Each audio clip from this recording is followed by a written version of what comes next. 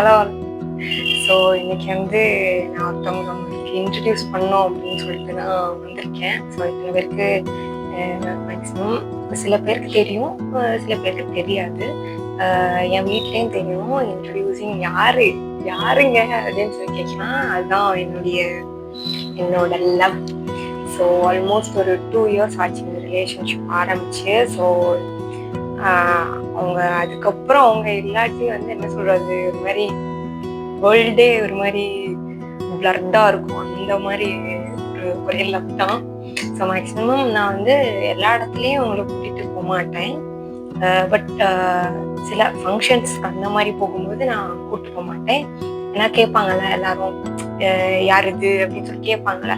So அதனால நான் வந்து கூப்பிட்டு போக மாட்டேன். ஸோ ஆக்சுவலாக அவங்க இங்கே தான் உட்காந்துருக்காங்க. நான் வந்து கூட்டிட்டு வரேன். வாங்க. ஆக்சுவலாக கொஞ்சம் கிரிஞ்ச் பண்ணுறேன்னு நினைக்கிறேன். சரி, ஓகே, நான் வந்து கொஞ்சம் அவங்க ஷை டைப், நான் வந்து கூட்டிட்டு வரேன்.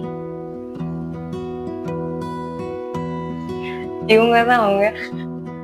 அஃப்கோர்ஸ் இது கண்ணாடி நான் போட்டு 2 years ஆகுது. ஸோ அஃப்கோர்ஸ் இதில் வந்து கண்டிப்பாக நான் ஃபங்க்ஷன்ஸுக்கு தான் வந்து போட்டிருக்க மாட்டேன். ஏன்னா எல்லாரும் கேட்பாங்க, என்ன கண்ணு தெரியாதாமா அந்த மாதிரி இருக்கிறப்போ. ஸோ மேக்ஸிமம் ஃபங்க்ஷன்ஸ்க்குலாம் போகும்போது கழட்டி வச்சிருவேன். ஸோ அவங்க அங்கே தானே தெரிஞ்சவங்க வருவாங்க. ஸோ அதனால